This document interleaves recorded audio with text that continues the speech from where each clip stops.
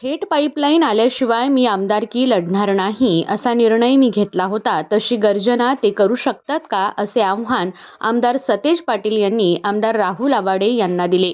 शिवशाहू विकास आघाडीच्या प्रभाग क्रमांक 4 आणि 5 मधील उमेदवारांच्या प्रचारार्थ सभेत आमदार सतेज पाटील बोलत होते.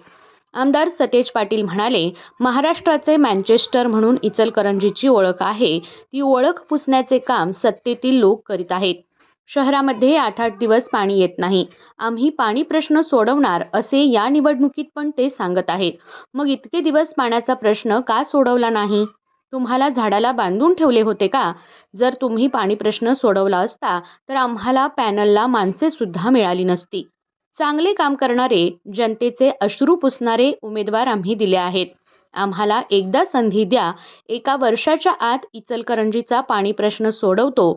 ज्या काँग्रेस विरोधात संघर्ष केला ते मूळ भाजपवाले आता कुठं आहेत?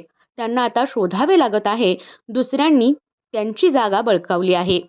तुमच्यापुढे आम्ही या ठिकाणी उभी केलेले आहेत. सर्वसामान्यांचा अश्रू पुसणारी माणसं आम्ही तुमच्यापुढे उभी केलेले आहेत. जे तुमचं उद्या कुठल्याही अडचणीला ओ म्हणतील या पद्धतीची माणसं आम्ही या ठिकाणी उभी केलेली आहेत. मी मगाशी म्हणलं तसं शशांक बावस्कर म्हणले, इचलकरंजी म्हणजे 8 दिवसांना एकदा पाणी येतं. कोल्हापूरमध्ये देखील तशी परिस्थिती होती. परंतु आम्ही त्यावेळी निर्णय घेतला की माझ्यासारख्या सामान्य कार्यकर्त्यांना निर्णय घेतला. तो निर्णय होता की या ठिकाणी कोल्हापूरला थेट पाईपलाईन आल्याशिवाय मी या ठिकाणी आमदारकी लढणार नाही.